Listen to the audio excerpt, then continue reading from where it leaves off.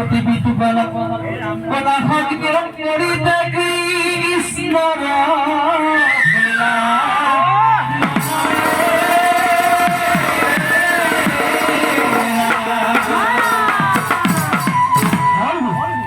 শৰৎকালত গোপীকৃষ্ণৰ ৰাসক্ৰীড়া কৰিছিল বুলি সকলোৱে জানে আৰু সেই ৰাসক্ৰীড়াৰ মাধ্যমেৰে গোপীসকলে ভগৱন্তক কেনেকে সপ্ৰাণ ভক্তি কৰি জীৱই মুক্তি পাব পাৰে সেয়া আমাক বেদশাস্ত্ৰ ভাগৱতত গুৰুজনাই তন্নকে দেখুৱাই থৈ গৈছে ৰাসক্ৰীড়াৰ মাধ্যমেৰে।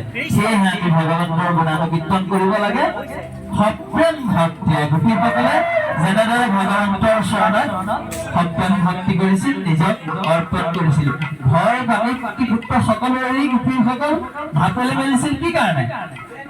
যে আমাৰ সংসাৰত কোনো নাই, সকলো অসাৰ, একমাত্ৰ ভগৱন্তৰ বাদে আমাৰ সকলো অসাৰ।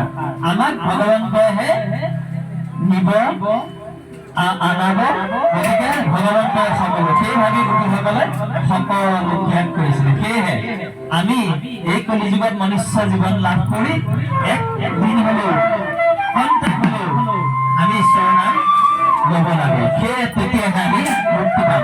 এতিয়া গোপীসকলে কেলেনো কৃষ্ণৰ ওচৰলৈ ঢাপলি মেলিছিল আমি চাওঁচোন। হে ৰাম ৰাম বৃন্দাবনৰ মাজে মাজে মোহন কৰা বুলি মাতা চোৱা চোৱা সভাসদ ঈশ্বৰৰ